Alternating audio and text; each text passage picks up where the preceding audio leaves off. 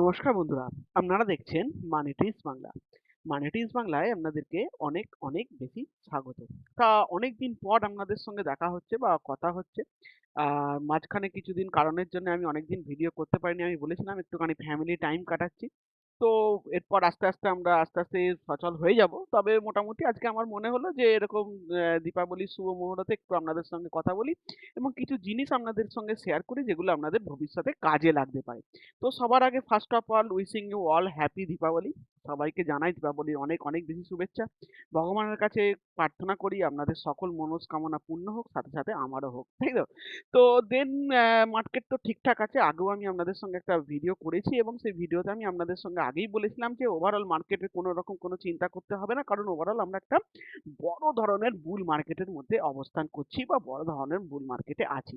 কিন্তু আজকের যে ট্যাগলাইনটা আমি দিয়েছি সেটা হচ্ছে আফসোস করা ভুলে যান, বা শেয়ার বাজারে আফসোস করতে গেলে কিন্তু কিছু হবে না। এটা বলার কারণ কি? এখানে সাইকোলজিক্যাল কিছু কারণ আছে যেগুলো নিয়ে আমি আপনাদের সঙ্গে আলোচনা করব। আশা করছি যদি বুঝতে পারেন ভবিষ্যতে আপনাদেরকে অনেক বেশি এটা সহায়তা করবে। কোনো জিনিস দেখুন, জীবনে আফসোস সবসময় লেগে থাকবে, আর শেয়ার মার্কেটে যারা কাজ করে তাদের জীবনে আফসোস লেগে থাকাটা নরমাল বিষয়। একদম এটা হবেই হবে। এটুকু জেনে রাখুন। সারাদিন আপনি শেয়ার মার্কেটে কাজ করলে তো শেয়ার মার্কেটে আফসোস আপনাকে করতেই হবে। আফসোসটা আপনার সঙ্গে একদম মানে গায়ে লেগে গেছে, এটা ধরে রাখতে পারেন। কারণ কোনো স্টক আপনি দেখেছেন, সেটাকে বাই করতে যাচ্ছিলেন কিন্তু বাই করতে পারেননি, কোনো কারণবশত সেই স্টকটা সেখান থেকে বেরিয়ে গেল, তো দেন আপনার আফসোস হতে পারে। কোনো স্টক আপনার ভালো ছুটছিল, সেখান থেকে ভালো প্রফিট করছিলেন, কিন্তু কি মনে হয়েছিল সেই সময় প্রফিট বুক করে নিয়েছিলেন, তারপর থেকেও শেয়ারটা আবার সেই জায়গা থেকে ছুটে চলে গেল, সেখানেও আফসোস। কোনো স্টক মনে হয়েছিল এখান থেকে যেতে পারে, তো কিন্তু গেল না, তলার দিকে পড়ে গেল, সেখানেও আফসোস।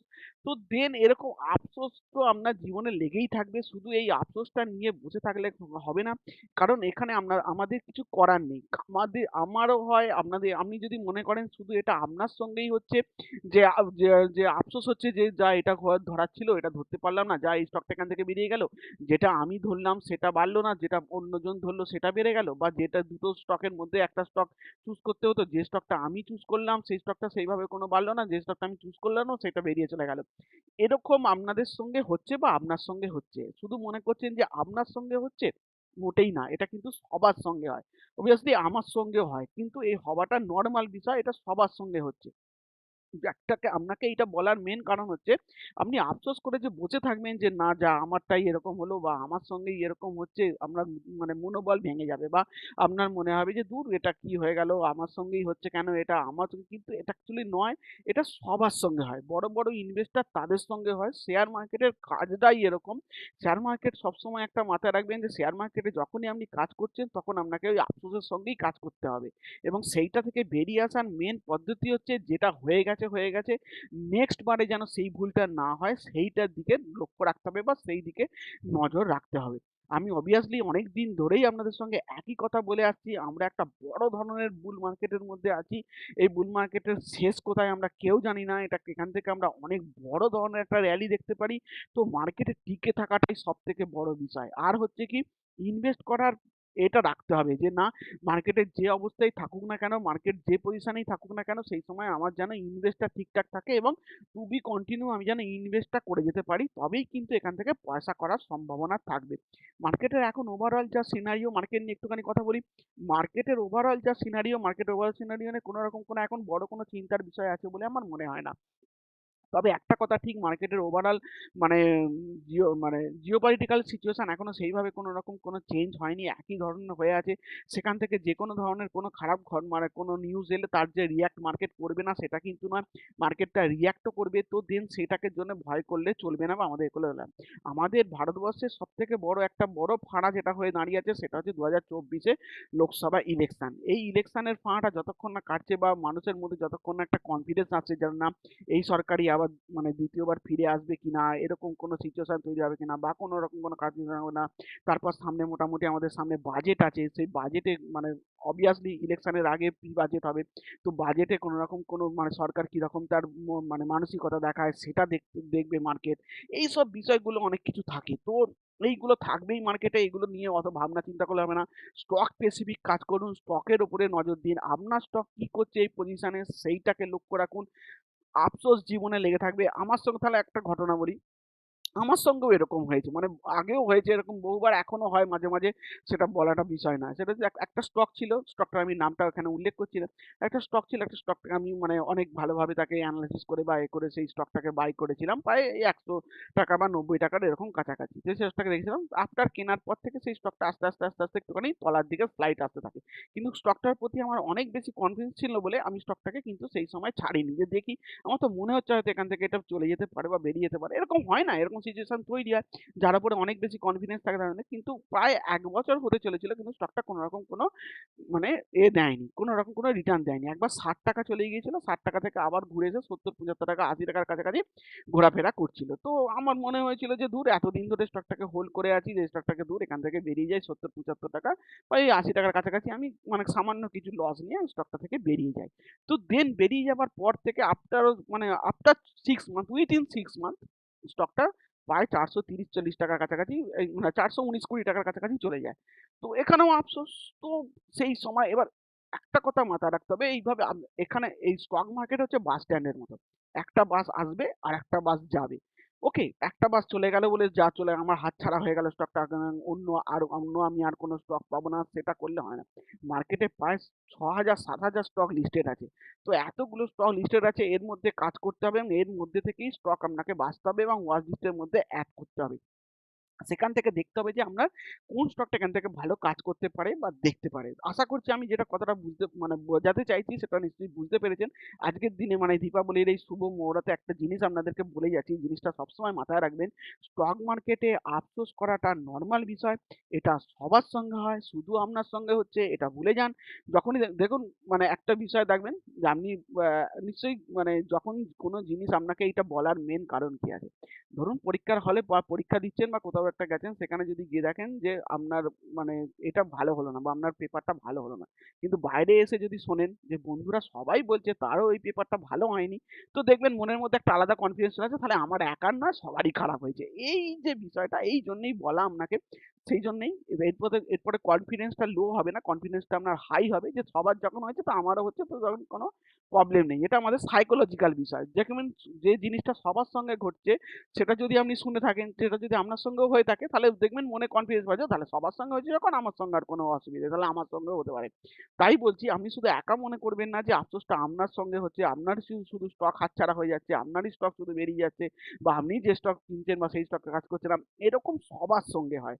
শুধু ঠিকভাবে কাজ করতে হবে, পজিশনটাকে বাঁচাতে হবে, মানে কোয়ান্টিটি ঠিকঠাক রাখতে হবে, যেটা নিয়ে ভয় পাওয়ার থাকবে না।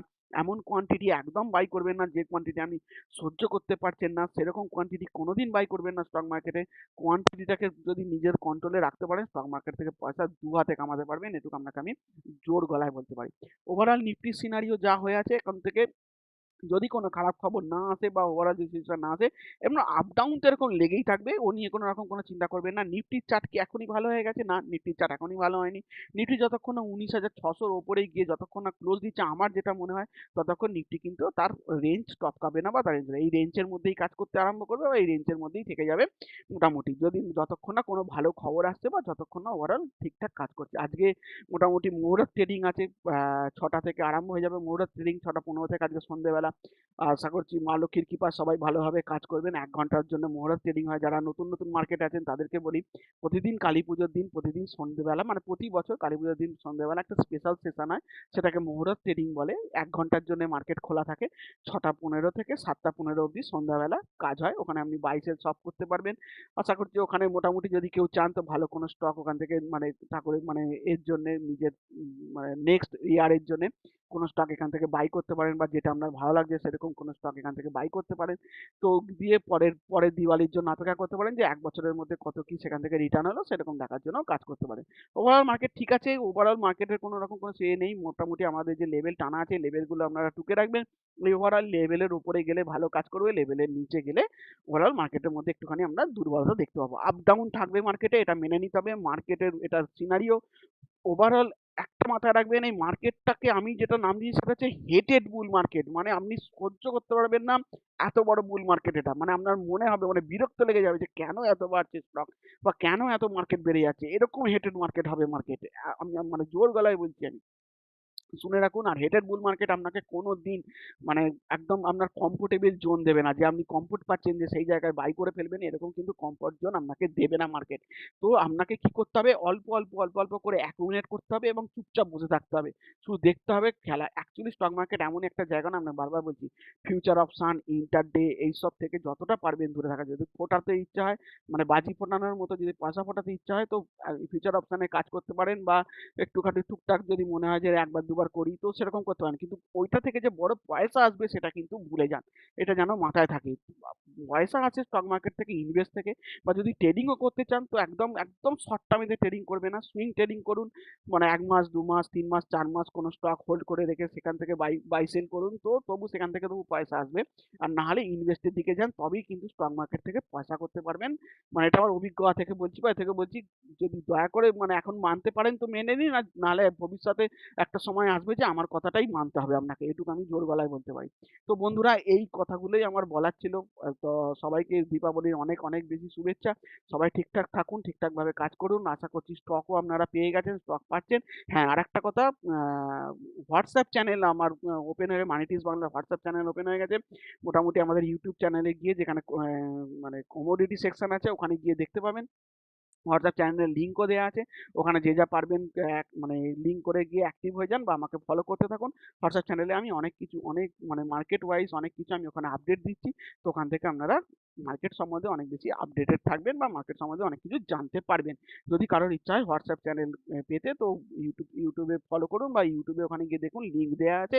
কমোডিটি লিঙ্কে গিয়ে ক্লিক করুন, ওখানে দেখতে পাবেন যে হোয়াটসঅ্যাপ চ্যানেলের লিঙ্ক দেওয়া আছে। ওখানে গিয়ে ক্লিক করে হোয়াটসঅ্যাপ চ্যানেলে জয়েন হয়ে যান, যদি কেউ চান তো জয়েন হতে আমার সঙ্গে, ঠিক আছে?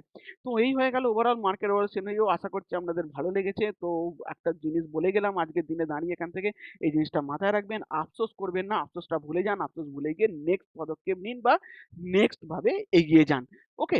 তো ঠিক আছে, আজকে মোড়ের ট্রেডিং আছে, মোড়ের ট্রেডিং এ যদি কোনো ভালো স্টক পান, তো সেখানে বাই সেল করতে পারেন, বা মোটামুটি নিজের কিছু টাকা কামাতে পারেন। ওকে? তো ঠিক আছে, ভালোভাবে কাজ করবেন। এখন হয়তো টু বি কন্টিনিউ আমি ভিডিও দিতে পারবো না, বাড়িতে অনেক লোকজন আছে, একটুখানি পুজো আজাও আছে, সবকিছু আছে। তো নেক্সট বারে আবার যেদিন মনে হবে যে আপনাদের সঙ্গে ভিডিও করা উচিত, আমি অতি অবশ্যই আপনাদেরকে ভিডিও করে জানিয়ে দেবো। এখন তো মার্কেট ভালো আছে, আপনাদের তো এখন এই সময় আমাকে দরকার নাও পড়তে পারে, আমাকে দরকার পড়বেও না। ওভারঅল বলে দিলাম যে কি হতে পারে বা না হতে পারে, কার ওপরে গেলে মার্কেট আরো ভালো স্ট্রং হয়ে যেতে পারে, বা সেটা নিয়েও আমি বলে দিয়েছি। ওভারঅল এখানে টানাও আছে, সাপোর্ট রেজিস্ট্যান্স টানাও আছে, এই সাপোর্ট রেজিস্ট্যান্স গুলো লক্ষ্য রেখে দেবেন, তাহলেই হবে। ওকে? তো সবাই ভালো থাকবেন, সুস্থ থাকবেন, দেখা হবে আবার পরবর্তী আরেকটি আলোচনা নিয়ে।